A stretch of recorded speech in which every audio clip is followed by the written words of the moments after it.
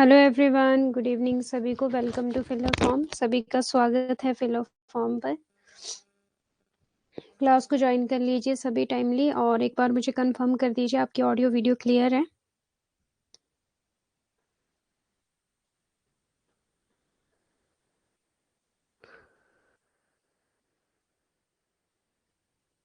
Audio video clear है सभी की? प्लीज़ बता दीजिए मुझे जल्दी से जल्दी।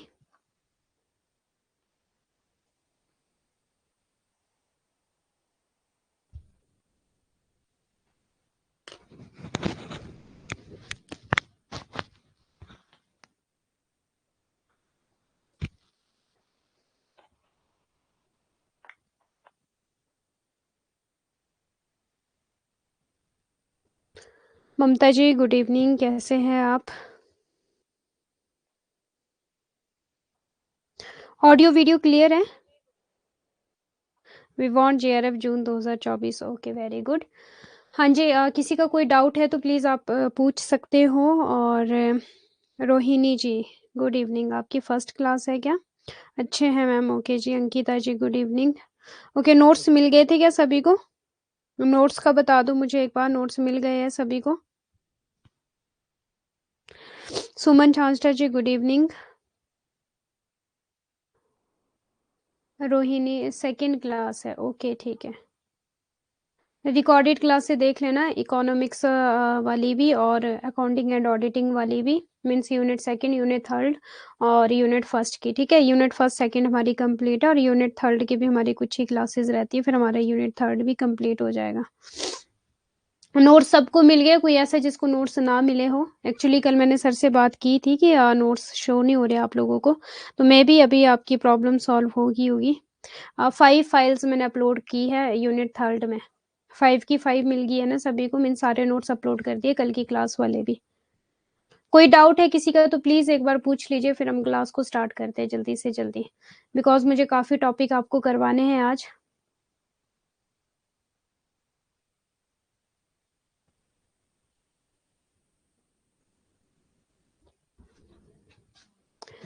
माय नेम इज प्रियंका, मैं पढ़ाती हूँ आपको कॉमर्स। पेपर 1 भी मैं आपको पढ़ाती हूँ और पेपर 2 पे मैं आपको पढ़ाती हूँ। डेली आपकी क्लास होती है फिल फॉर्म के ऐप पे 5 PM to 6 PM, Monday to Saturday आपकी डेली क्लास होती है। ओके, कोई भी मुझसे कॉमर्स पढ़ना चाहता है तो आप पढ़ सकते हो, अपने दोस्त अपने फ्रेंड्स को भी आप लोग बोल सकते हो। हमने काफ़ी टॉपिक कवर कर लिए हैं। अभी हमारा चल रहा है यूनिट थर्ड। यूनिट थर्ड में हमने meaning and scope of business economics cover कर लिया, objectives of business firm, demand analysis, consumer behaviour. ठीक है, अभी हम ये करेंगे आज आपका इलास्टिसिटी ऑफ डिमांड हमारा हो गया, इट्स मेजरमेंट भी हमारा हो गया, relationship between AR and MR करेंगे आज हम। ठीक है, और इसी के साथ साथ हम यूटिलिटी एनालिसिस भी करेंगे, मीन्स देखते हैं अगर कंज्यूमर बिहेवियर कर पाए तो वो भी करेंगे। ओके, ठीक है जी। अच्छा, मुझे बताओ, इलास्टिसिटी ऑफ डिमांड सबको क्लियर है? मेनली आपकी जो इलास्टिसिटी ऑफ डिमांड है वो टाइप बता दो मुझे जल्दी से जल्दी, कितने टाइप की आपकी elasticity of demand?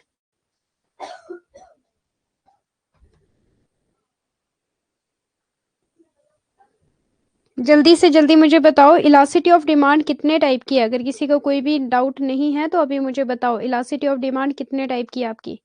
How many types of आपका इलास्टिसिटी ऑफ डिमांड?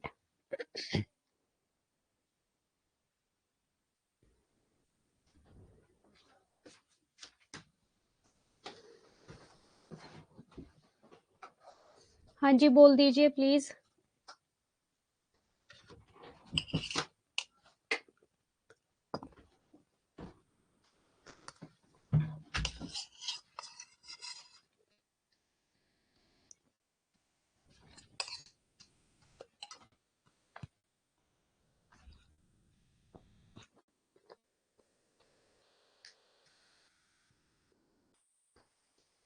बताइए जल्दी से, आपकी इलास्टिसिटी ऑफ डिमांड कितने टाइप की है?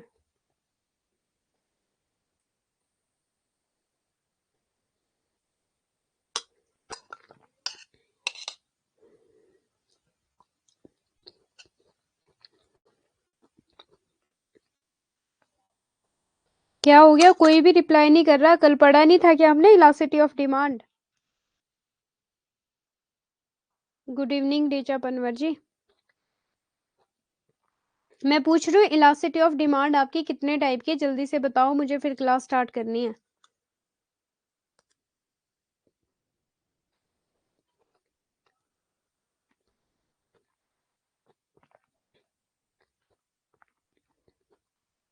मैम नोट्स में सारा इम्पोर्टेंट है मैम। हाँ जी, सब कुछ इम्पोर्टेंट है और जो मैं एक्स्ट्रा आपको बताती हूँ ना क्लास में, वो चीज़ें भी इम्पोर्टेंट है।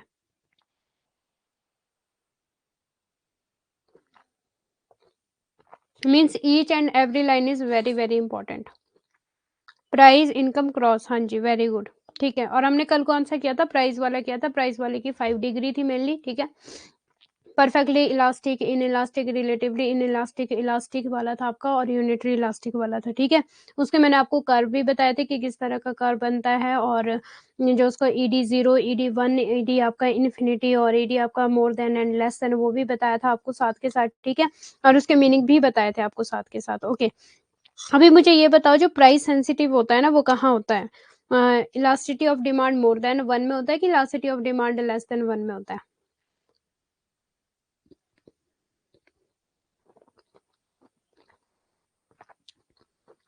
प्राइस सेंसिटिव मीन्स अगर प्राइस चेंज किया ना तो डिमांड पे बहुत ज्यादा फर्क पड़ेगा।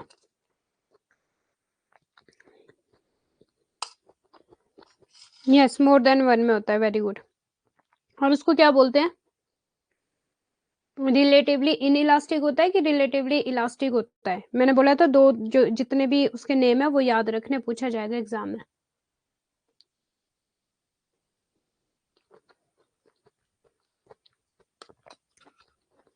रिलेटिवली आपके इन इलास्टिक है कि इलास्टिक है मोर देन 1 वाला?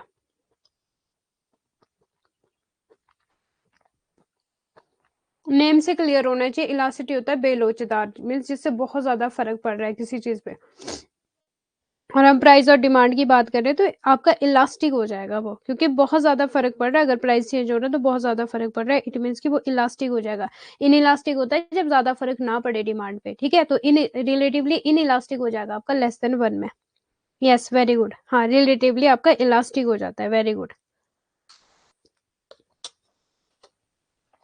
Okay, good. अभी हम स्टार्ट करते हैं आपका रेवेन्यू।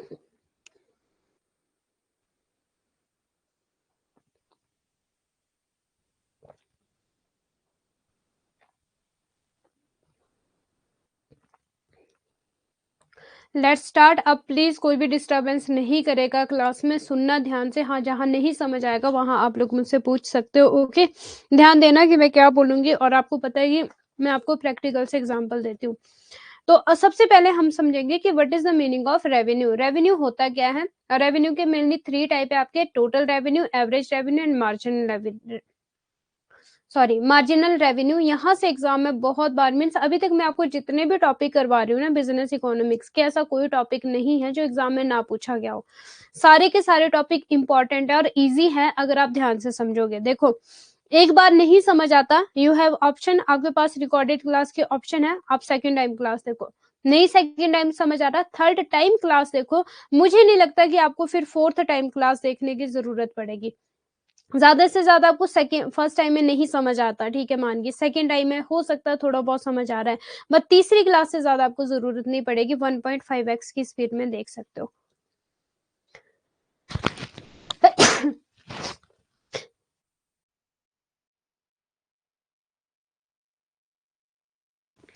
सॉरी।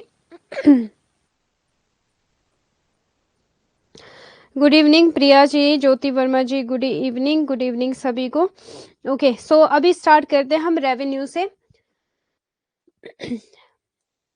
सिंपल सिंपल बात बताऊंगी, पीपीटी को थोड़ा सा बाद में पढ़ते हैं। पहले बताती हूँ कि आपका रेवेन्यू होता क्या है, या फिर अगर हम आय की बात करें तो what is the meaning of revenue.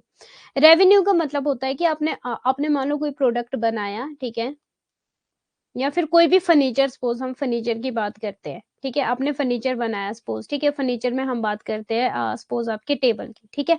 आपने टेबल बनाया, अब जो आपने इस टेबल को सेल आउट किया ना, मीन सेल किया, ठीक है, इस सेल से जितना भी पैसा आया, मान लो इस सेल से आपका पैसा आता है 10,000 रुपीज, ये हो जाएगा आपका रेवेन्यू। जितना भी पैसा आएगा जब आप सेल करोगे, रेवेन्यू हो जाएगा। लेकिन अगर हम प्रॉफिट की बात करें तो प्रॉफिट किस तरह से आता है? आपका रेवेन्यू माइनस आपका कॉस्ट, ठीक है। 10,000 तो आपका क्या आया था? आपकी पूरी सेल आई थी, ठीक है, बट इसको कॉस्ट भी तो लगी होगी, रॉ मटेरियल भी तो लगा होगा टेबल को बनाने के लिए, ठीक है। सपोज मान लो कि 5,000 था आपका क्या था, रॉ मटेरियल, ठीक है, मीन्स आपका खुद का खर्चा गया, कॉस्ट का मतलब क्या होता है, आपकी जेब से खर्चा गया, तो आपको जो प्रॉफिट आ जाएगा वो कितना आ जाएगा, रेवेन्यू माइनस 5000 आपका प्रॉफिट आ जाएगा, 5000 का आपको खर्चा सॉरी प्रॉफिट हुआ है, ठीक है। रेवेन्यू समझ आ गया, रेवेन्यू मतलब टोटल सेल, क्या, टोटल सेल, क्लियर है सबको, इतना समझ आ गया सबको। फॉर एग्जाम्पल ज्योति वर्मा है, प्रिया है, राहुल है, ठीक है, क्लास में काफी ऋचा पनवर है, ममता है, काफी सारे लोग हैं, ठीक है, और मैंने नाम नहीं लिए, ये जो मुझे सामने दिख रहे हैं, ओके। आपने सपोज कंप्यूटर बेचा, ठीक है, आपके पास कंप्यूटर थी, सपोज आपने 10 क्वांटिटी, ठीक है, मींस 10 कंप्यूटर आपने बेचे। अब जिस कंप्यूटर को बेचने से जो आपके पास पैसा आया वो हो जाएगा आपका रेवेन्यू। सपोज आपका 10,000 आपके पास पैसा आया उस कंप्यूटर को बेचने से, बट उस कंप्यूटर के पीछे कहीं ना कहीं कुछ ना कुछ तो कॉस्ट लगी होगी, उसको बनाने में कॉस्ट लगी होगी, उसकी ट्रांजेक्शन्स में सॉरी उसको बेचने के लिए कॉस्ट लगी होगी, ठीक है, सैलरी वेजेस जो आपने लोगों को दिया होगा वो सारी चीजें, तो कॉस्ट को माइनस जब हम करेंगे तो आ जाएगा आपका प्रॉफिट। समझ आ गई प्रॉफिट और रेवेन्यू में फर्क।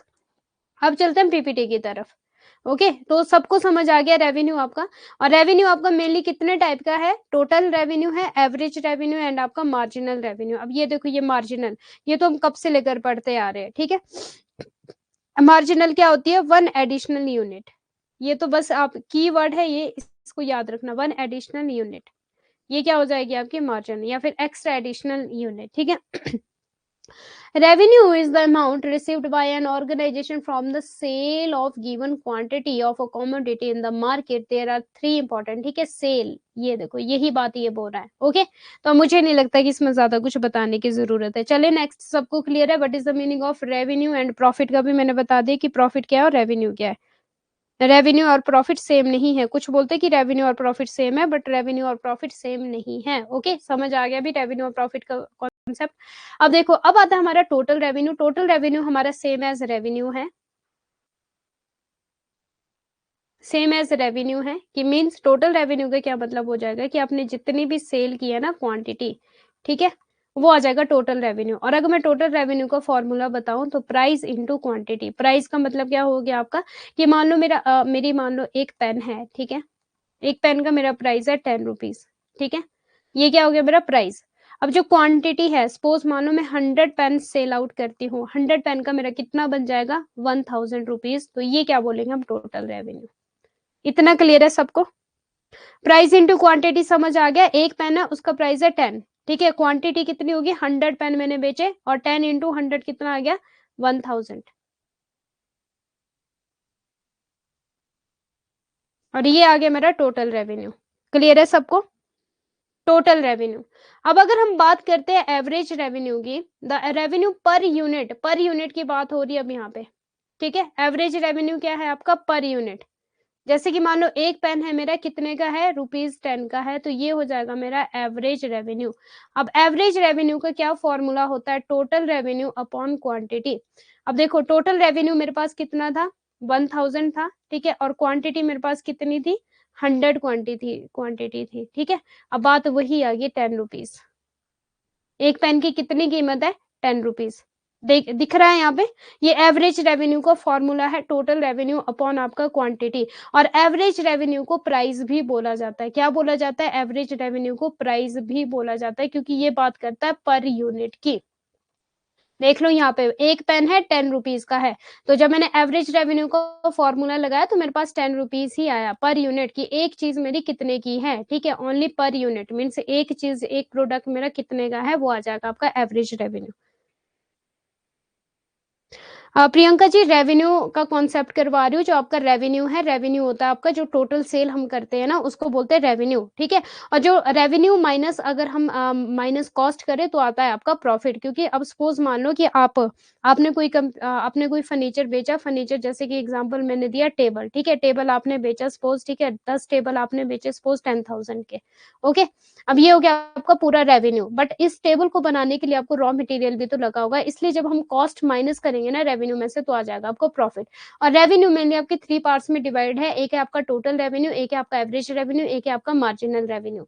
टोटल रेवेन्यू सेम एज आपका रेवेन्यू है, कि टोटल क्वांटिटी आपने कितनी सेल की है वो आ जाएगा टोटल रेवेन्यू में, ठीक है। टोटल रेवेन्यू का फॉर्मूला था यहाँ पे प्राइस इंटू क्वांटिटी। तो प्राइस इंटू क्वांटिटी का मैंने आपको कॉन्सेप्ट बताया कि सपोज मान लो प्राइस है किसी यूनिट का, ठीक है, 10,000 प्राइस है, सॉरी 10 रुपीज प्राइस है, और क्वांटिटी आपने कितनी बेची है, सपोज आपने 100 क्वांटिटी बेची है, तो टोटल रेवेन्यू आपका 1000 आ जाएगा। ठीक है, टोटल रेवेन्यू का फॉर्मूला याद रखना, पूछा जाता है एग्जाम में, प्राइस इंटू क्वांटिटी।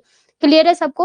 मीन्स मैं फॉर्मूले के साथ साथ आपको कॉन्सेप्ट भी क्लियर करवा रही हूँ कि क्यों आ रहा है ऐसा। Total revenue same as revenue, price मतलब एक प्रोडक्ट का प्राइस है या फिर एक यूनिट का प्राइस अगर 10 रुपीज है, ठीक है, तो 100 यूनिट्स अगर मुझे सेल करनी है तो कितना हो जाएगा, प्राइस इंटू क्वांटिटी आ जाएगा मेरा टोटल रेवेन्यू। क्लियर है? हाँ, टोटल रेवेन्यू आपका सेम एज रेवेन्यू है। ठीक है, सेम एज रेवेन्यू आपका टोटल रेवेन्यू, क्योंकि रेवेन्यू में भी हम यही बात करते हैं कि जितना भी आप प्रोडक्ट सेल आउट करोगे ना वही आपका रेवेन्यू हो जाएगा, मीन जितनी भी आप सेल करोगे, ठीक है, वो रेवेन्यू में आ जाएगा। अब देखो एवरेज रेवेन्यू की अगर मैं बात करूं पर यूनिट, वहां पे सिर्फ एक यूनिट की बात करेगा, पर यूनिट मीन्स अगर एक पेन जो है मेरा वो 10 रुपीज का है। अब जो एवरेज रेवेन्यू का फॉर्मूला है वो टोटल रेवेन्यू अपॉन आपका क्वांटिटी।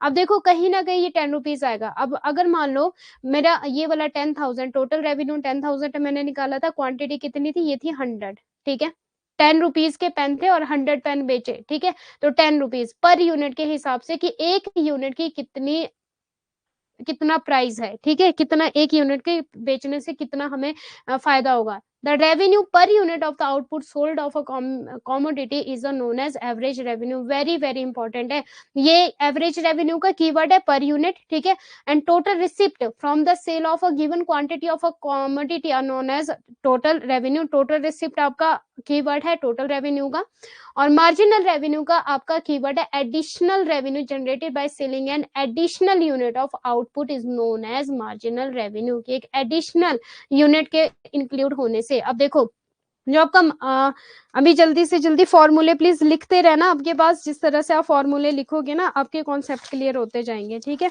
और इसको हम ग्राफ के थ्रू समझेंगे। पीपीटी पे मैं ज्यादा फोकस नहीं करने वाली हूँ आज, ठीक है, पीपीटी आप खुद पढ़ लेना, बट मैं आपको कॉन्सेप्ट क्लियर करवाना चाहती हूँ। क्लियर है सबको कि पीपीटी से पढ़ना चाहते हो? जल्दी से बता दो मुझे, पीपीटी से पढ़ना चाहते हो कि मैं जैसे आपको पढ़ाना चाहती हूँ वैसे आप पढ़ना चाहते हो? पीपीटी का यूज करूंगी बट थोड़ा थोड़ा यूज करूंगी, क्योंकि यहाँ पे मुझे आपको ग्राफ समझाना है। वेरी वेरी वेरी इंपॉर्टेंट है, एग्जाम में पूछा जाएगा उसी ग्राफ से क्वेश्चन, और उसी ग्राफ से मैं सारी चीजें आपको क्लियर कर दूंगी, और फॉर्मूले भी एग्जाम में पूछे जाएंगे और उसी फॉर्मूले से आपको क्लियर करूंगी चीजें।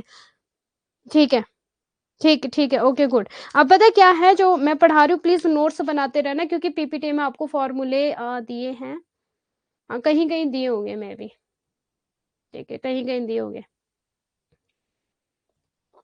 ओके, तो मैं बात कर रही थी टोटल रेवेन्यू की, एवरेज रेवेन्यू की, और आपकी मार्जिनल रेवेन्यू की। रेवेन्यू का मैंने आपको बता दिया था, कॉस्ट प्लस प्रॉफिट आपका रेवेन्यू होता है, प्रॉफिट आपका आएगा रेवेन्यू माइनस आपका कॉस्ट, ठीक है, लिखते रहना प्लीज इन चीजों को। अब टोटल रेवेन्यू आपका सेम एज रेवेन्यू है, जिसका आपका यहाँ पे लिख लेते हैं, ठीक है, अलग से। मैंने बात करी टोटल रेवेन्यू की, ठीक है, टोटल रेवेन्यू आपकी टोटल रिसिप्ट है, प्राइस इनटू क्वांटिटी, ये हो गया आपका टोटल रेवेन्यू। एग्जांपल मैंने दिया था, सपोज अगर आपका एक पेन जो है, ठीक है, उसका जो प्राइस है वो 10 रुपीज है, ठीक है, और इसी तरह से अगर मैं 100 पेन सेल करती हूँ, मीन्स 100 क्या हो जाएगी, मेरी क्वांटिटी हो जाएगी, ठीक है, और ये मेरा प्राइस हो जाएगा, तो मेरे पास टोटल रेवेन्यू कितना आ जाता है, 1000। फिर मैंने बात की आपके पास एआर की, एवरेज रेवेन्यू की, इसमें था पर यूनिट, इसका क्या था, पर यूनिट्स, टोटल रेवेन्यू अपॉन आपका क्वांटिटी, इसका फॉर्मूला था। अगर मैं यहाँ से ही बात करूँ, टोटल रेवेन्यू आपका 1000 है, क्वांटिटी आपकी 100 है, ये वाली क्वांटिटी ली मैंने, ठीक है, तो आपका कितना आ जाता है, आपका 10 रुपीज आ जाता है आंसर। और पर यूनिट की अगर मैं बात करूँ तो एक प्रोडक्ट एक यूनिट कितना का है, तो हमने वही बात की थी, जो एक यूनिट है मेरा वो 10 रुपीज का है, तो यहाँ पे आ गया। और एवरेज रेवेन्यू को प्राइस भी बोला जाता है, very very very very important. देखो एवरेज रेवेन्यू में क्या इक्वेशन बनेगी आपकी, जो आपका टोटल रेवेन्यू था, ठीक है, इसका फॉर्मूला था पी इंटू क्यू, ठीक है, और एवरेज रेवेन्यू का T R into sorry upon आपका क्यू। ओके, अब जो मेरा एवरेज रेवेन्यू है, मैंने प्राइस किस तरह से इसको कंसीडर किया देखना प्लीज एक बार। जो ये वाली दो इक्वेशंस बनी हमारी टी आर की वाली, ठीक है, पी आर इंटू क्यू, और एक इक्वेशन बनी हमारी A R T R upon Q. अब ए आर को हम किस तरह से करेंगे, पी इंटू क्यू, ठीक है, और आपका क्वांटिटी, ओके, क्यू से क्यू गया और ए आर आपका आ जाएगा पी। मीन्स अगर मैं सिंपल बात करूं, एवरेज रेवेन्यू को प्राइस भी बोला जाता है, प्लीज याद रखना। ठीक है। एवरेज रेवेन्यू को प्राइस भी बोला जाता है, इतना याद रखना। इतना क्लियर हो गया एवरेज रेवेन्यू तक। अब हम बात करते हैं मार्जिनल रेवेन्यू की। ठीक है, 1 मिनट लिख लेते हैं आपके पास। Total revenue P into Q आपका आ गया टोटल रेवेन्यू। ठीक है, ये थी मेरे पास 100 रुपीज प्राइस वाला था। पेन की बात की थी 100 मेरे पास क्वांटिटी, टोटल रेवेन्यू मेरे पास 1000 आ गया था। AR की मेरा फॉर्मूला था टोटल रेवेन्यू अपन क्वांटिटी। ठीक है, 1000 आपका 100 और ये 10 रुपीज आ गया था, बात वहां की वही थी। और AR को और क्या बोला जाता है, प्राइस बोला जाता है। अब हम बात करते हैं मार्जिनल रेवेन्यू। मार्जिनल रेवेन्यू होती है आपकी एडिशनल यूनिट। क्या होती है, एक एडिशनल यूनिट को क्या होगा, अगर हम एक एडिशनल यूनिट ऐड कर दे दी जाए, ठीक है, तो वो हो जाएगी आपकी मार्जिनल रेवेन्यू। मार्जिनल रेवेन्यू का फॉर्मूला है TRN माइनस TRN आपका -1। एक तो ये वाला फॉर्मूला है, प्लीज लिख लो, फॉर्मूले पूछे जाते हैं एग्जाम में, ओके, काम आएंगे ये फॉर्मूले। और एक और फॉर्मूला लिख लो आप मार्जिनल रेवेन्यू का, चेंज इन टोटल रेवेन्यू। जो डेल्टा है मैंने बताया था आपको कि इसको चेंज बोला जाता है, और चेंज इन क्वांटिटी। ठीक है, ये भी बताऊंगी किस तरह से, लिख लो अपने पास। और थर्ड फॉर्मूला लिख लो TR समीशन ऑफ आपका MR। ठीक है, ये 3 फॉर्मूले आपके मार्जिनल रेवेन्यू के। क्या क्या फॉर्मूले बताए मैंने मार्जिनल रेवेन्यू के, TRN माइनस TRN -1। ठीक है, सेकेंड फॉर्मूला है चेंज मार्जिनल रेवेन्यू का, change in TR upon change in quantity. ठीक है, एंड थर्ड फॉर्मूला है आपका MR का, TR समीशन ऑफ MR। ठीक है, टोटल रेवेन्यू इक्वल टू आपका समीशन ऑफ MR, ये आपका मार्जिनल रेवेन्यू का फॉर्मूला। अब मैं समझाती हूँ कि मार्जिनल रेवेन्यू किस तरह से आता है। ठीक है, लिखते रहना प्लीज अपने पास। अब देखो, हमने बात टोटल रेवेन्यू की हमने बात एवरेज रेवेन्यू की अब मैं बात करती हूँ एक एक्स्ट्रा एडिशनल की। टोटल रेवेन्यू मेरे पास 1000 रुपीज आया था। ठीक है, कितना आया था, 1000 rupees.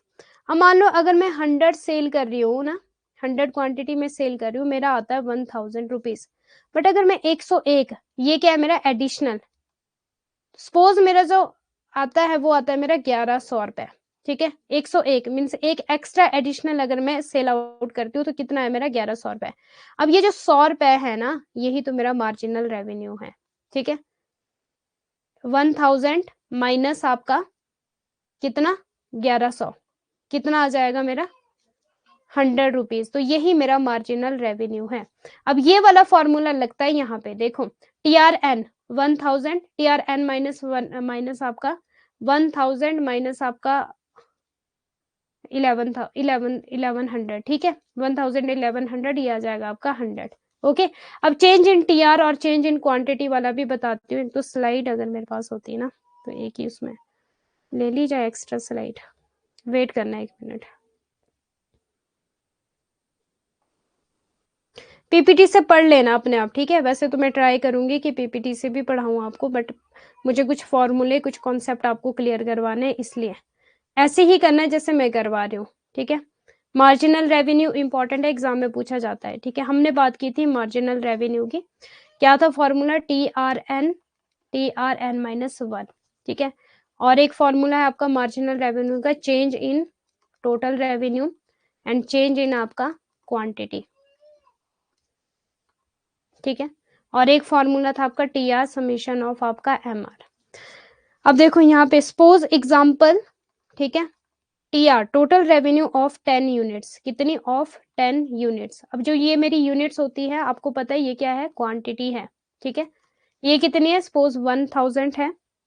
Okay, total revenue of आपकी 15 यूनिट्स, ये कितनी है, सपोज ये 1500 है। अब चेंज, ये वाला फॉर्मूला यूज करूं मैं, ये चेंज। ठीक है, अब चेंज में क्या होगा आपको पता है, चेंज में क्या होगा, 1000 माइनस आपका 15000। चेंज इन टोटल रेवेन्यू की बात कर रही हूँ, ये कितना आ जाएगा, 500 आ जाएगा। क्लियर है सबको। और इसी तरह से अगर मैं बात करूं चेंज इन, ये क्या है 10 यूनिट्स और 15 यूनिट्स, ये क्या है क्वांटिटी, क्वांटिटी है। अगर चेंज इन क्वांटिटी की मैं बात करूं तो क्या आ जाएगा मेरे पास, 10 माइनस 15 कितना आ जाएगा, 5।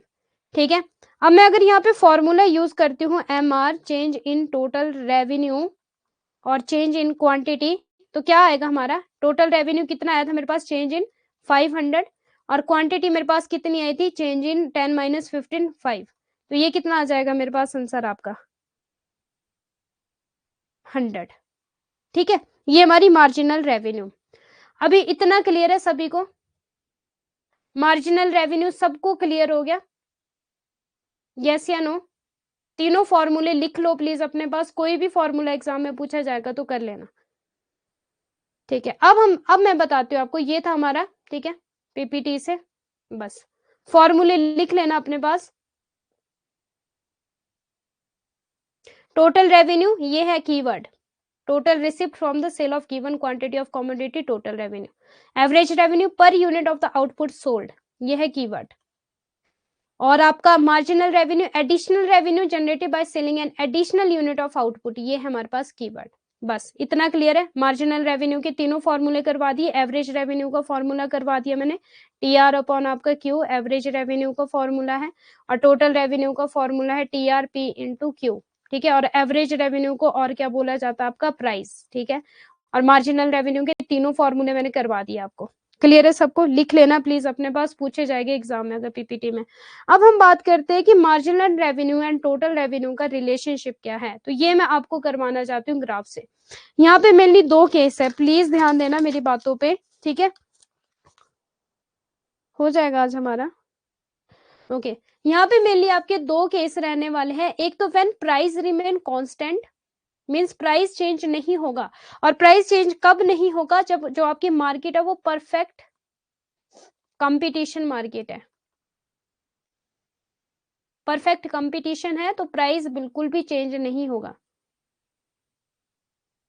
ठीक है, अब परफेक्ट कंपटीशन कौन सी मार्केट होती है, जहां पे बहुत सारे सेलर्स होते हैं, मीन्स मैनी सेलर्स होते हैं। ठीक है, बहुत सारी फर्म होती है, तो अगर वहां पे आप थोड़ा भी प्राइस को चेंज करोगे या थोड़ा भी प्राइस इंक्रीज किया या डिक्रीज किया तो बहुत नुकसान होता है, क्योंकि बहुत सारी क्या होती है, फर्म्स होती है, बहुत सारी शॉप्स होती है। जैसे कि मैं परफेक्ट कंपटीशन की बात करूं तो मान लो एक ही प्रोडक्ट की बहुत सारी दुकानें, तो आप अगर थोड़ा भी प्राइस को डिक्रीज करोगे तो आपको लॉस हो जाएगा, इंक्रीज करोगे तो आपके पास कोई आएगा नहीं, बंदे सोचेंगे कि यार इनके पास क्यों जाना, मैं दूसरी दुकान में चला जाऊंगा। ठीक है, ये होती है परफेक्ट कंपटीशन, जहां पे आपका प्राइस क्या रहता है, कांस्टेंट रहता है। वहां पे हम देखेंगे टी आर एम आर। ठीक है, यहाँ पे तो ओनली इन्होंने ए आर और एम आर दिया है, तो मैं आपको बताऊंगी T R M R and आपका ए आर का क्या रिलेशनशिप है, जब आपका प्राइस जो है वो कांस्टेंट है। और प्राइस कब आपका कांस्टेंट रहता है, जल्दी से बताएं मुझे। परफेक्ट कंपटीशन जब मार्केट होती है तब आपका प्राइस कांस्टेंट रहता है, एग्जाम में पूछा जाता है, बहुत बार ये। ठीक है, और विद ग्राफ ये मैं आपको समझाने वाली हूँ, टी आर एम आर का रिलेशनशिप और आपका ए आर का रिलेशनशिप। ठीक है, when price remain constant, case one, ये क्या है, केस वन। ठीक है, केस वन। और सेकंड केस है when price fall with a rise in output. Output means कि जो प्राइस है जब वो कांस्टेंट, देखो एक है मेरे पास केस वन, प्राइस कांस्टेंट रहेगा जब, याद रखना एग्जाम में ये रिलेशनशिप पूछा जाएगा डेफिनेटली। केस सेकंड है मेरे पास, इसका ए आर में हम बात कर रहे हैं टी आर एम आर और ए आर के रिलेशनशिप की। ठीक है, दो केसेस है हमारे पास, जब प्राइस कांस्टेंट है, ये कब होगा, परफेक्ट कंपटीशन की मार्केट में। सेकंड केस है प्राइस आर नॉट कांस्टेंट। ठीक है, व्हेन प्राइस नॉट कांस्टेंट, और ये कब होता है, जब हमारी जो मार्केट होती है ना वो मोनोपोलिस्टिक होती है और आपकी मोनोपोली मार्केट होती है। मोनोपोली मार्केट क्या होती है, जब आपका सिंगल सेलर होता है, सिर्फ एक ही फर्म है। ठीक है, सिर्फ एक ही है, तो वो अपने प्राइस को बढ़ाए घटाए उतना ज्यादा फर्क नहीं पड़ेगा। मोनोपोलिस्टिक होती है कि जब फर्म कम है, मीन्स उतनी ज्यादा नहीं जितनी परफेक्ट कंपटीशन में थी, बट जो उनका प्रोडक्ट होते हैं कहीं ना कहीं वो कुछ ना कुछ उनमें डिफरेंसेस पाए जाते हैं, क्वालिटीज में या फिर कलर्स में, मतलब बड़ी सारी चीजों में डिफरेंट पाए जाते हैं। बट परफेक्ट कंपटीशन वो मार्केट होती है जहाँ पे सेम टाइप के प्रोडक्ट होते हैं। ठीक है, हाँ जी राहुल जी, बस मुझे वही करवाना है कि इसका क्वेश्चन, पहला क्वेश्चन तो ये बनेगा कि दो, पहला तो आपको टी आर एम आर और ए आर पता होना चाहिए क्या है, इसका मीनिंग और इसके फॉर्मूले पता होने चाहिए, क्योंकि ये यूज होगा। ठीक है, सेकंड क्वेश्चन आपका ये बनेगा कि इसमें जब प्राइस कांस्टेंट होता है तो कौन सी मार्केट होती है, परफेक्ट कंपटीशन की मार्केट होती है। थर्ड क्वेश्चन आपका बनेगा टी आर एम आर और ए आर के बीच का रिलेशनशिप बताओ। ठीक है, इतना समझ आ गया। केस टू में आपका प्राइस नॉट कांस्टेंट, यहाँ पे प्राइस जो है वो कांस्टेंट नहीं रहता, मोनोपोलिस्टिक एंड मोनोपोली मार्केट में ऐसा होता है। अब मैं बताती हूँ कि इसका क्वेश्चन किस तरह से बनेगा। अब देखो, अगर मैं बात करूं आपका जो AR और MR का रिलेशनशिप है, जब जो आपका प्राइस है ना वो कांस्टेंट रहने वाला है, ठीक है। AR is company money from selling 1 unit of product. MR is the extra money it makes from selling for more 1 unit. It helps in declining how a company should price its products. If the MR is more than the AR, the company can change more its product and profit more. But if MR is less than AR, the company may need to lower price. ये इतना यहाँ से question नहीं बनेगा। Okay okay okay, AR and MR यहाँ से भी question नहीं बनेगा आपका। Horizontal. Okay. The implies sale of additional 1 unit MR will be same as AR. ये वाला क्वेश्चन बनेगा एक। जो AR और MR का कर्व होता है वो हमेशा हॉरिजेंटल कर्व होता है, स्ट्रेट लाइन बोलते हैं इसको, ठीक है। हॉरिजेंटल, ये बताऊंगी किस तरह से होता है। Okay. Like perfect competition, the price of commodity remain constant at all level of output at any firm in the industry cannot influence the market price. The sale of product can be higher or lower at same price only. ठीक है, एक तो ये वाला question बनेगा। अभी चिंता मत करो, मैं बताऊंगी आपको। बोथ AR और MR का जो कर्व होता है वो हमेशा हॉरिजेंटल होता है, straight line parallel to X axis, ठीक है। ये सुन लो प्लीज ध्यान से अभी। और TR और MR अभी देखते हैं। लाइक परफेक्ट कंपटीशन, अभी प्राइस आपका कांस्टेंट ही है, ठीक है। केस 1 करवा रही हूँ अभी मैं आपको। The price of commodity remain constant at all level of output and any okay. The sale of product can be higher, okay. Since MR remain constant, MR और AR हॉरिजेंटल वाला, MR और AR के बीच में क्या relationship है आपका, जहाँ पे MR और AR इक्वल होता है, ठीक है। ये बताऊंगी कैसे ये इक्वल होता है। TR also increasing at constant rate, ये वाला बनेगा आपका क्वेश्चन, ठीक है। ये वाला भी बनेगा। रिलेशनशिप की बात हो रही है, TR increasing at constant rate, hence the TR curve is straight line and with a positive slope. जो आपका TR होता है वो आपका अपवर्ड में जाता है और ये स्ट्रेट लाइन होता है, ठीक है, और पॉजिटिव स्लोप होता है। As TR is zero at the zero level of output and increase in constant rate with increase in sale, the TR का start from origin, और यहाँ से TR start होता है हमेशा origin, ये होता है जीरो, ठीक है। अभी मैं बताऊंगी मैम जी, मेरा हो रहा हॉरिजेंटल AR2 डाउनवर्ड स्लोप होता है जी, AR2 डाउनवर्ड स्लोप। रुको, अभी केस 1 की बात कर रहे हैं, अभी केस सेकंड में होता है वो AR आपका डाउनवर्ड स्लोप, केस सेकंड में होगा वो, ठीक है, जब प्राइस कांस्टेंट नहीं होगा। रुको प्रियंका जी, मुझे मैं आपको क्लियर कर, TR आपकी टोटल रेवेन्यू है, AR एवरेज रेवेन्यू है, MR आपका मार्जिनल रेवेन्यू है, ठीक है। रुको अभी,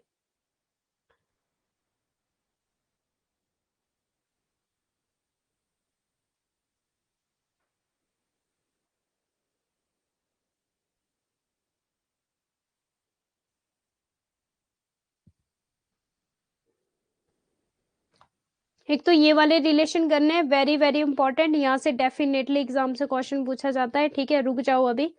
यस, अब ये चीज मुझे आपको बतानी है, TR और MR। ये वाली तो सेकंड केस में आएगा, ये भी सेकंड केस में आएगा, ये आएगा आपका फर्स्ट केस में। चलो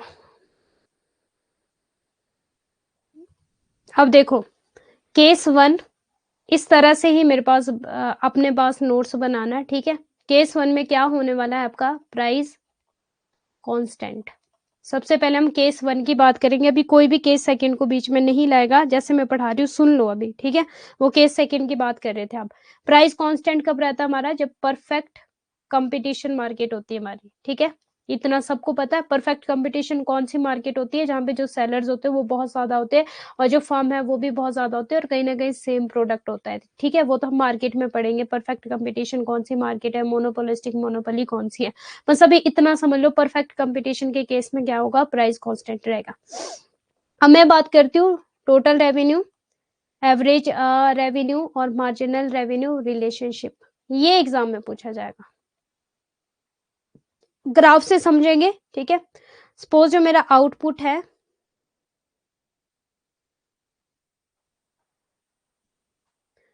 और प्राइस को और क्या बोलते, जल्दी से मुझे बता दो, मैंने बताया भी था आपको, बस पेन चलना चाहिए। प्राइस को और क्या बोलते, जल्दी से मुझे बता दो। टोटल रेवेन्यू एंड आपका मार्जिनल रेवेन्यू, ठीक है। आउटपुट है मेरा, आउटपुट का मतलब हो गया आपकी क्वांटिटी, ठीक है। 1 2 3 4 5। और जो प्राइस है, प्राइस को और क्या बोलते हैं? Yes, very good. हाँ, होमोजेनियस गुड्स होते हैं यार। हाँ जी प्रियंका जी, परफेक्ट कंपटीशन में होमोजेनियस गुड्स होते हैं और मोनोपोलिस्टिक में आपके हेट्रोजीनियस होते हैं। Good, A R, very good. Price को और क्या बोलते हैं? आपका ए आर। अब सपोज मान लो 10 20 30 40 50, ठीक है। ये मेरा प्राइस कि जितनी ज्यादा मैं यूनिट्स यूज करूंगी ना उतना प्राइस जो बढ़ता जाएगा। अगर मान लो मेरा एक पेन 10 का है तो 2 पेन कितने के आ जाएंगे? 20 के। 3 पेन कितने के आ जाएंगे? 30 के। 4 पेन कितने के आ जाएंगे? 40 के। 5 पेन कितने के आ जाएंगे? 50 के। प्राइस के कभी जीरो हो सकता है? आपको जीरो पैसे में कोई चीज देगा? प्राइस कभी भी जीरो नहीं होगा, ठीक है। आपको ऐसे तो कोई भी चीज नहीं देगा। अब जो मेरा टोटल रेवेन्यू आता है, टोटल रेवेन्यू का जो मेरा फॉर्मूला है, ठीक है, वो जाएगा हमारा टी आर का क्या था? प्राइस इंटू क्वांटिटी था ना आपका, ठीक है। तो यहाँ पे आप ए आर इंटू क्वांटिटी करोगे, ठीक है। चाहे प्राइस इंटू क्वांटिटी कर लो, चाहे आर इंटू क्वांटिटी कर लो, सेम बात है, ठीक है। अब मेरा 10, ठीक है, 20 टू जा कितना बनेगा आपका? ओके ओके, एक मिनट, प्राइस फिक्स रहेगा। Sorry sorry sorry sorry sorry sorry sorry, perfect competition की बात कर रहे हैं यहाँ, तो हमारा प्राइस जो है वो फिक्स्ड रहने वाला है। Case 1, price constant, PC, perfect competition की बात कर रहे हैं। आउटपुट, और बात कर रहे हैं टी आर, एम आर और ए आर के रिलेशनशिप की, ठीक है। और ये है मेरा प्राइस, प्राइस रहने वाला है same, total revenue, marginal revenue. अब बात करते हैं 1 2 3 4 5, ये है आउटपुट। प्राइस मेरा सेम है हर केस में, ठीक है। जो प्राइस मेरा सेम है, मतलब एक पेन अगर मेरा 10 का है ना, ₹10 का, तो दूसरा पेन भी तो ₹10 का ही है, ठीक है। तीसरा भी 10 का ही है, यहाँ पे तो चेंज नहीं होगा ना, फिक्स्ड रहेगा प्राइस, ठीक है। 10 10 10, ओके। अब टोटल रेवेन्यू में बात आएगी कि जो मेरा एक पेन ₹10 का है, तो अगर मैं 2 पेन खरीदूंगी एक साथ तो कितना बनेगा? 20। 3 पेन खरीदूंगी कितना बनेगा? 30। तो वही बात आ जाएगी, टोटल रेवेन्यू का क्या फॉर्मूला है? ए आर इंटू आपका क्वांटिटी। और प्राइस जो है इसको ए आर भी बोला जाता है, ठीक है। A R equal to price हमने बात करी थी, ठीक है। 10 1 जा 10, 10 2 जा 20, 10 3 जा 30, 10 4 जा 40, 10 5 जा 50। अब जो मेरा टोटल रेवेन्यू है, ठीक है, ये हमने निकाल दिया। मार्जिनल रेवेन्यू का क्या फॉर्मूला था आपका?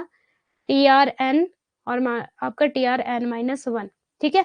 अब मान लो मैं 1 एडिशनल यूनिट की बात करता था आपका मार्जिनल रेवेन्यू, ठीक है। अब जितनी ज्यादा, अभी तो मेरी जो मैंने एडिशनल यूनिट यूज की वो तो 0 करी, ठीक है, यहाँ पे क्या है? 0।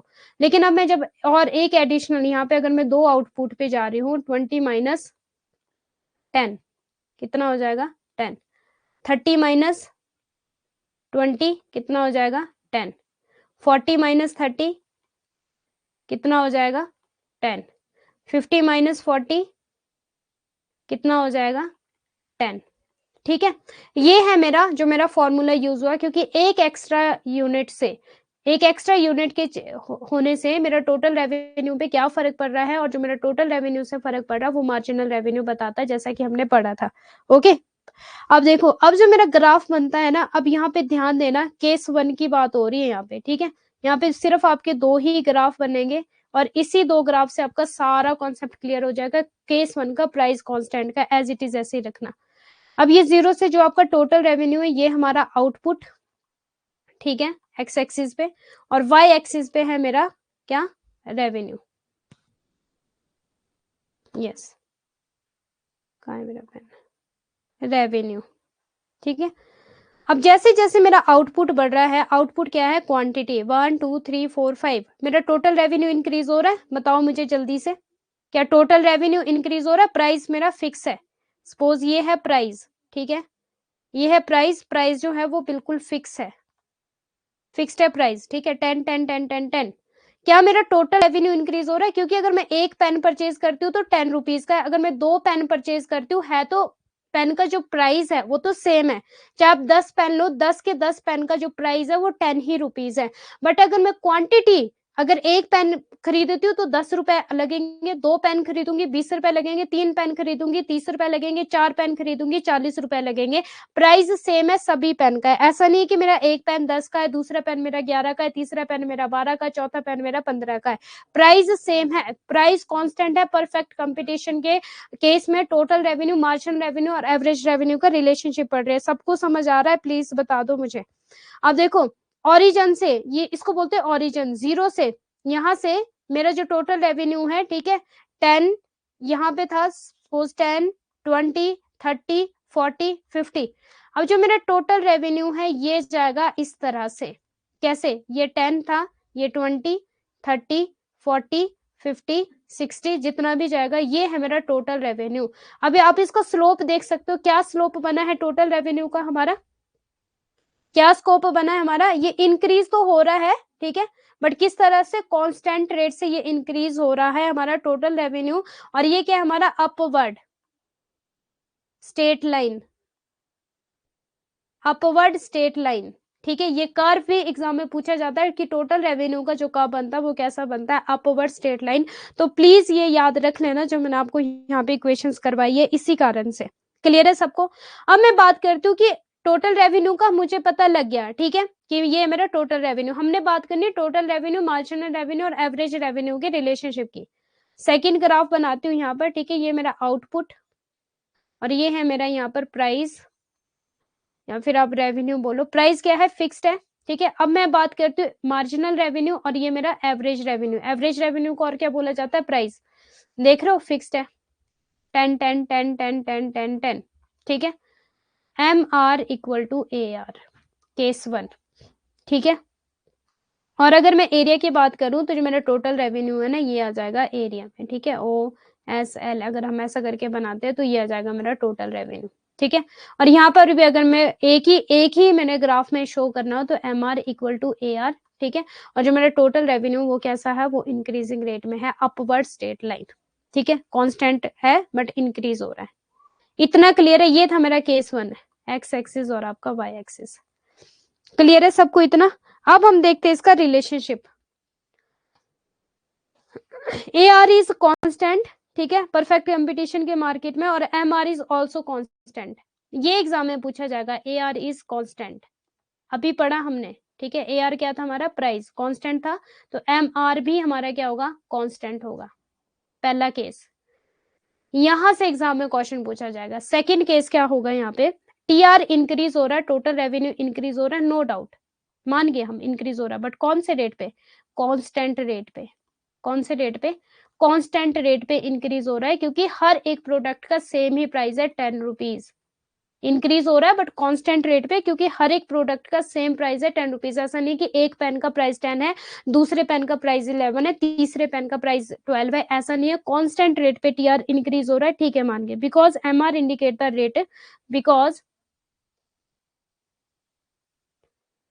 ये लिख लो प्लीज अपने पास, एमआर जो मैं पढ़ा रही हूँ ना आपको, जिस तरह से मैंने पढ़ा था, ये कभी नहीं भूलोगे। पीपीटी वाला भूल जाओगे पर ये नहीं भूलोगे कभी भी। बिकॉज एमआर इंडिकेट आपका the rate at which, the rate at which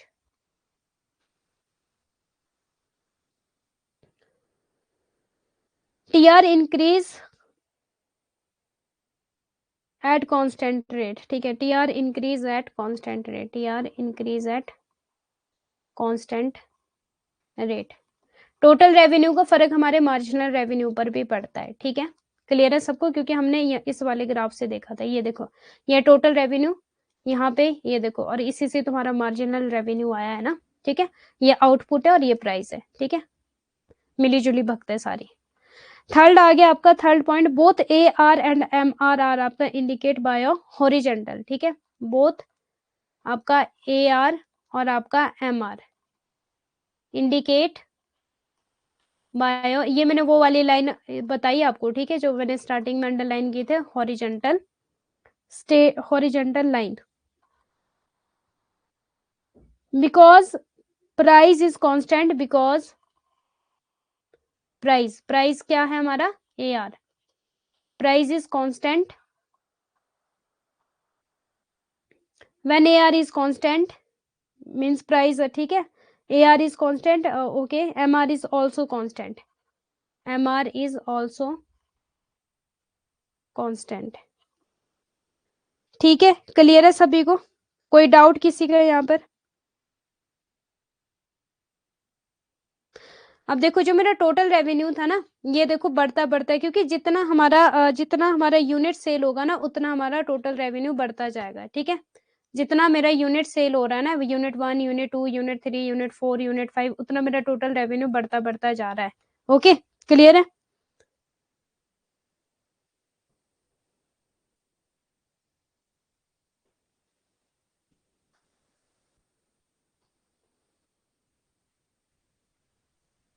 अच्छा, आप हिंदी से हो राहुल कुमार जी? अच्छा, लास्ट में क्या लिखा है? लास्ट में मैंने लिखा है कि जो आपका both AR average revenue and marginal revenue जो है वो सेम है।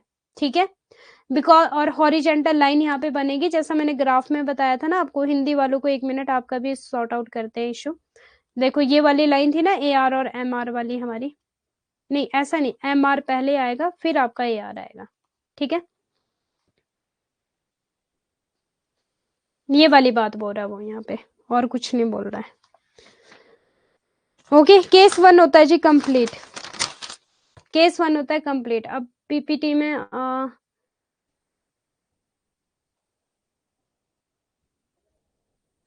When price remain constant. ठीक है, यहाँ पे देख लो आप, जो हिंदी वाले बोल रहे राहुल जी, ये वाली बात कर रही हूँ मैं। यहाँ पे TR curve straight line with a positive slope as TR is 0, the 0 level of output increase at constant rate with the increase at sale. TR curve start from the origin, origin का मतलब होता है 0 से, यहाँ से। ठीक है, तो यहाँ पे हिंदी में देख लेना आप ये सारा। ठीक है, यहाँ पे दिया हुआ है आपको TR और MR का रिलेशनशिप दिया हुआ है।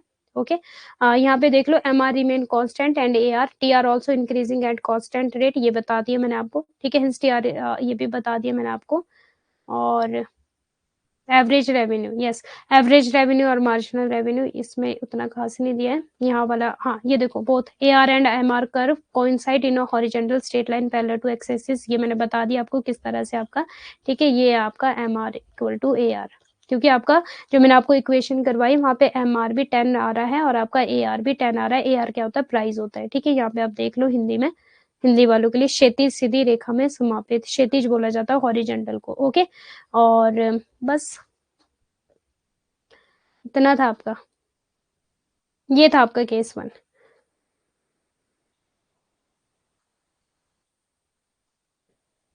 Total revenue, TR total revenue, AR average revenue जिसको प्राइस भी बोला जाता है, MR आपका मार्जिनल रेवेन्यू। ठीक है, ये स्टार्टिंग में बता दिया था मैंने आपको।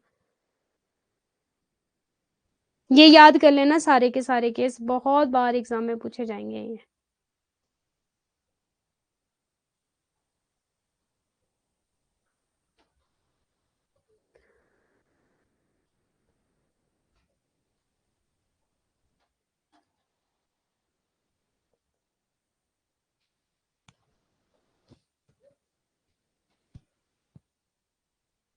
और ये तीनों very very very very important है। अब चले हम केस सेकंड में, सबको क्लियर है ये? हाँ जी, क्लियर है केस 1, केस सेकंड में चले।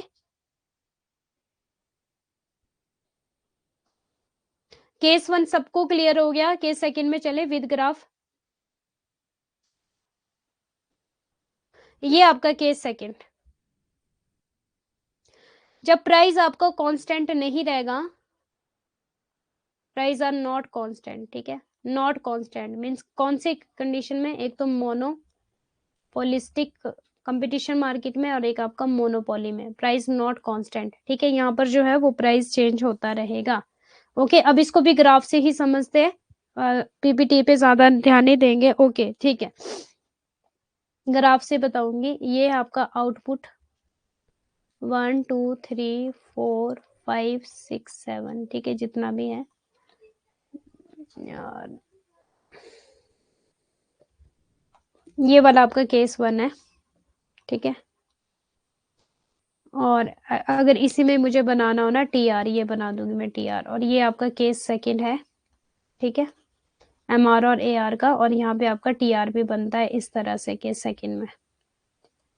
अब यस, मुझे ये चाहिए थे केस सेकंड, थोड़ा सा टाइम दे देना, आज थोड़ी सी लंबी हो जाएगी क्लास, ठीक है। प्राइस फ्लेक्सिबल भी बोल सकते हैं क्या मैम जी? हाँ, फ्लेक्सिबल भी बोल सकते हैं, मीन्स चेंज नहीं होगा या प्राइस फॉल होगा, ठीक है, इस तरह से आप बोल सकते हो।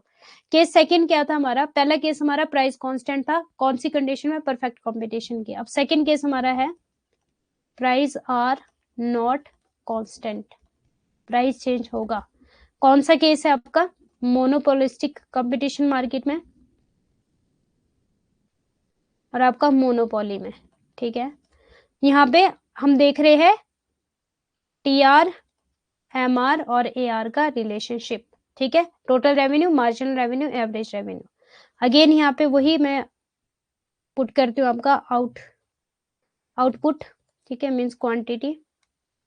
प्राइस आपको पता है क्या है? प्राइस जल्दी से बता दो मुझे। ए आर है आपका प्राइस और इसका फॉर्मूला क्या है? A are into quantity, sorry price है आपका, हाँ, A R into quantity.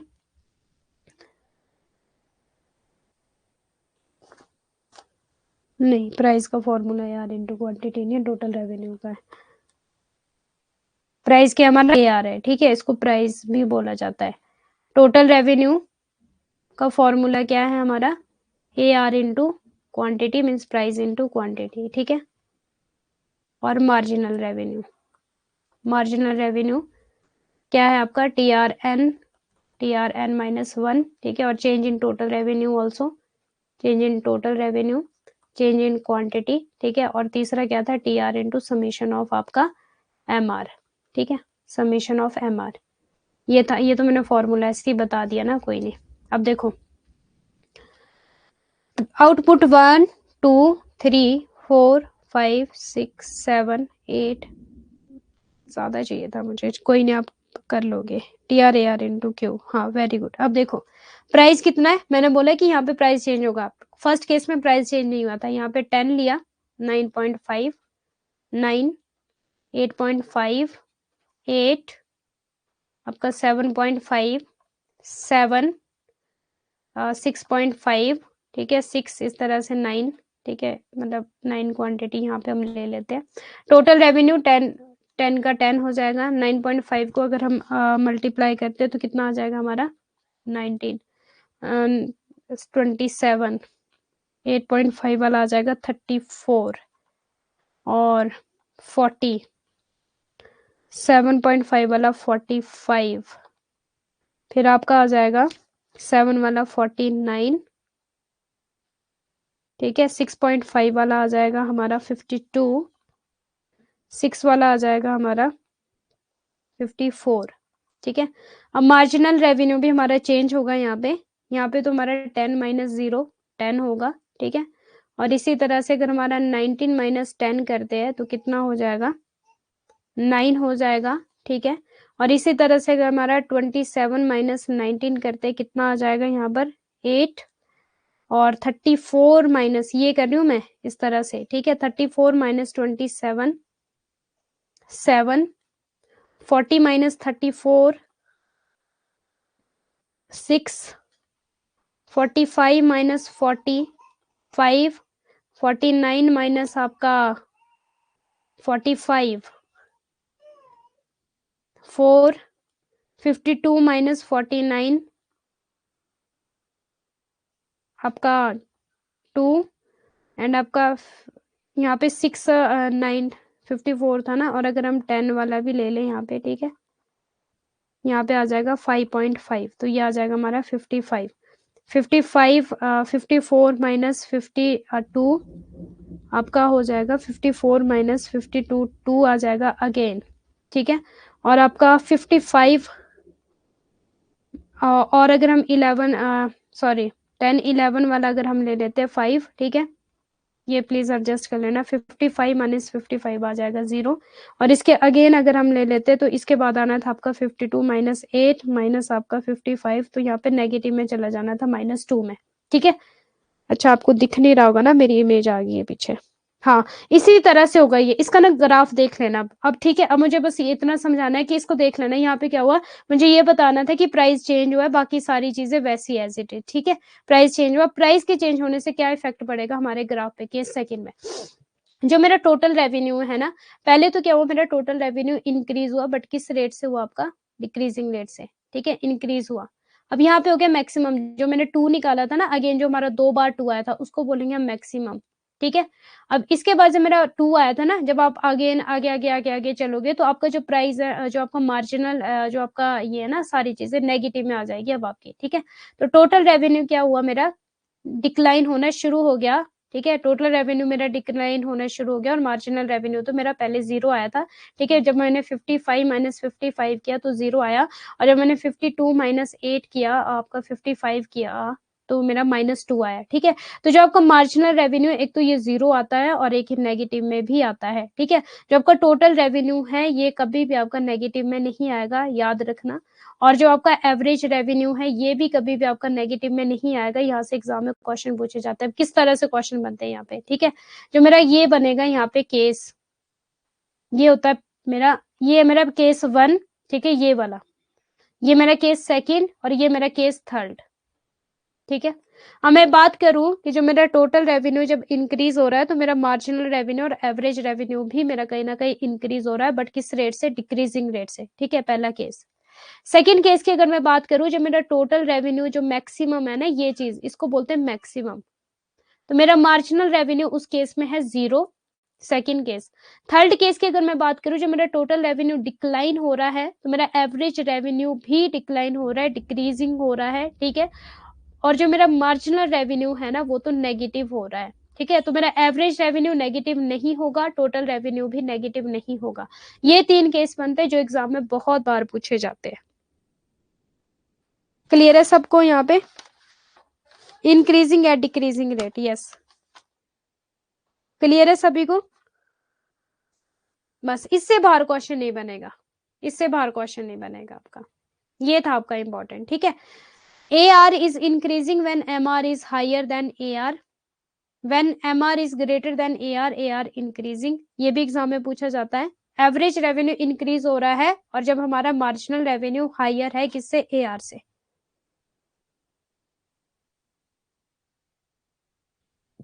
Average revenue जो है मेरा, ठीक है, वो मेरा इंक्रीज हो रहा है, आप देख सकते हो यहाँ पे, जब मेरा मार्जिनल रेवेन्यू ज्यादा है किससे, AR से, ठीक है। AR is maximum, average revenue maximum है and constant, and MR is equal to AR when MR is, ये वाली बात आ गई हमारी, केस 1 की बात कर रहा है ये। AR is fall when MR is less than AR, MR is, ठीक है। इसका रिलेशनशिप एग्जैक्टली मुझे चाहिए, बट जो मैंने आपको करवाया ना वो एग्जैक्टली है, ठीक है। जो मैंने आपको करवाया ना रिलेशनशिप वो बिल्कुल क्लियर है, ओके। हाँ जी, पैरेलल टू एक्स एक्सिस होगा, ठीक है। रिपीट केस सेकंड करूँ कि रिपीट केस 1 करूँ आपको, इसकी मुझे पीपीटी चाहिए थी, उतनी खास नहीं है ये वाली पीपीटी ना। TR is increasing and MR is positive. TR is its maximum when MR is 0. TR start to decline when MR is negative. ये भी एग्जाम में बहुत बार क्वेश्चन पूछा जाता है, बहुत बार।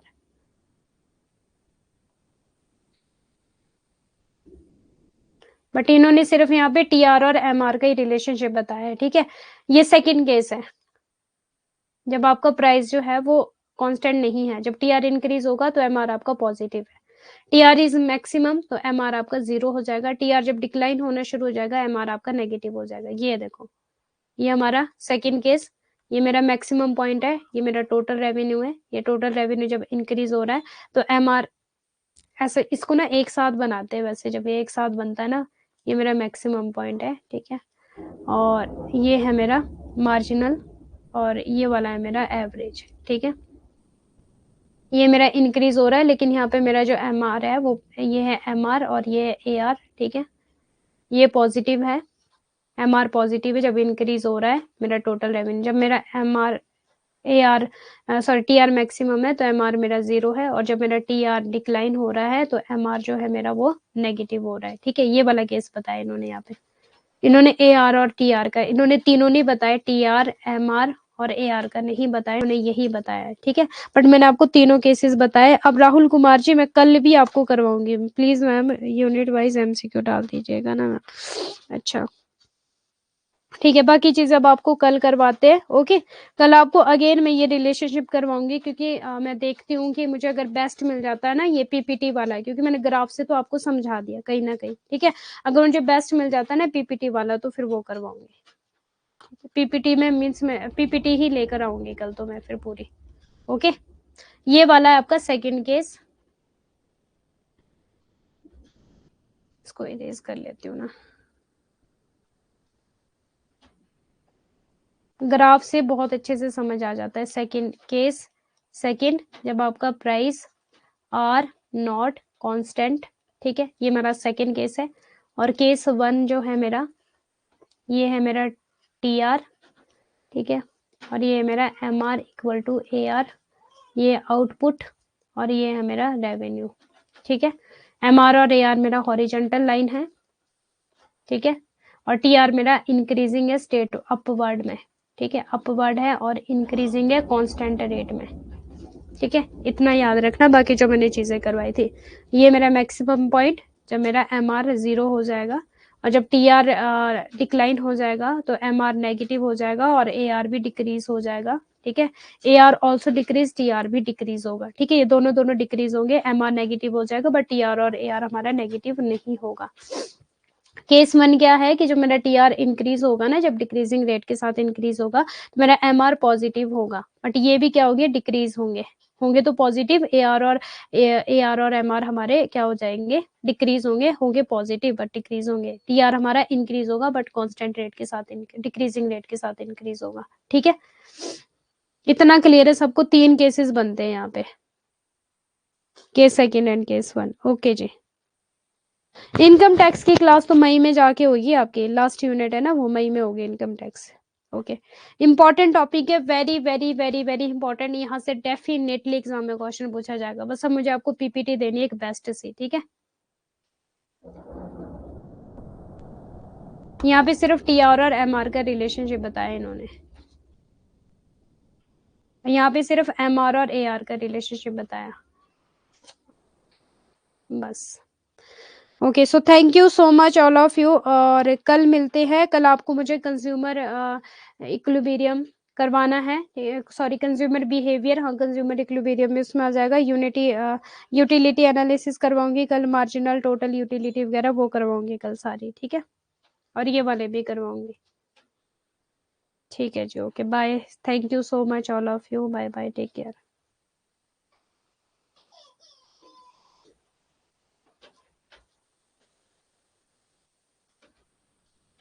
पीपीटी क्या होता है? अच्छा स्लाइड होती है पीपीटी, जो ये सामने दिख रही है ना आपको, ये होती है पीपीटी। मुझे ये तो बताओ समझ आया कि नहीं समझ आया? एवरेज रेवेन्यू, टोटल रेवेन्यू और आपका मार्जिनल रेवेन्यू और इसके फॉर्मूले समझ आया? केस 1 तो मुझे लगता है आपको टोटली क्लियर है। केस 1 में थोड़ा सा डाउट हो सकता है, वो भी अगर आपको पीपीटी मिल जाए ना तो आपका क्लियर हो जाएगा, थोड़ा सा डाउट हो सकता है, बाकी ग्राफ तो क्लियर हो गए होंगे सारे, क्योंकि मेनली ना यहाँ पे एग्जाम में सिर्फ और सिर्फ रिलेशनशिप पूछा जाता है, बाकी कुछ नहीं पूछा जाता है, इसलिए मैंने पीपीटी नहीं दी आपको। अरे वाह प्रियंका जी, बहुत अच्छे से समझ आ गया, थैंक यू सो मच। ठीक है, ठीक है, ठीक है जी, फिर ओके, बाय बाय। यहाँ पे सिर्फ आपसे एग्जाम में रिलेशनशिप पूछा जाएगा, टी आर, एम आर और आपका total revenue, marginal revenue, average revenue का सिर्फ रिलेशनशिप पूछा जाएगा, केस 1 का भी, केस 2 का भी, बाकी कुछ नहीं पूछा जाएगा, या फिर फॉर्मूले पूछे जाएंगे बस, बाकी कुछ नहीं पूछता यहाँ से, इसलिए मैंने आपको इसके थ्रू समझाया था, ग्राफ के थ्रू, ठीक है। बाकी जब भी आपसे एग्जाम में क्वेश्चन आए बस वैसे ही ग्राफ बना लेना, 2 मिनट लगेंगे आपको और आपका सारा कॉन्सेप्ट क्लियर उसी टाइम। जब आपका एम आर 0 होगा तो टोटल रेवेन्यू क्या होगा बताओ मुझे?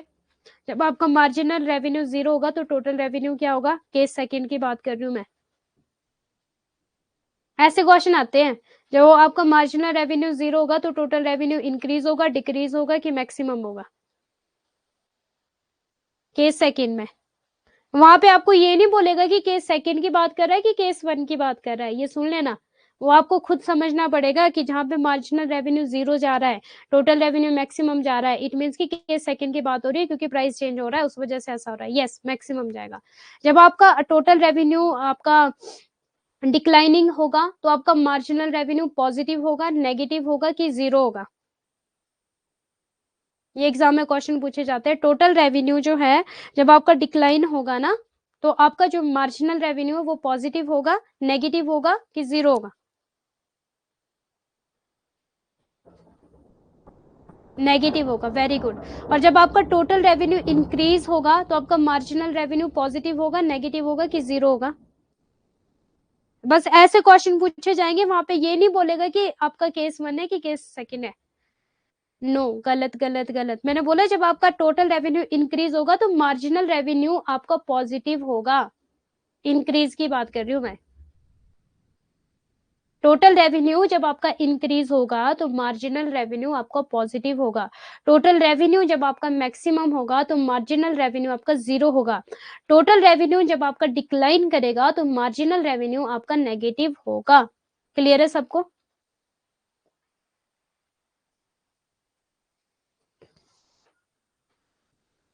हाँ जी, so thank you so much. और केस 1 की अगर मैं बात करूं, टोटल रेवेन्यू आपका इंक्रीज होगा अपवर्ड में, कांस्टेंट रेट में।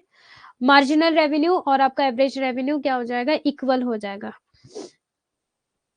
केस 1 की बात है, ठीक है। अच्छा, आपने एआर बताया था, तो एआर भी पॉजिटिव होगा जी आपका।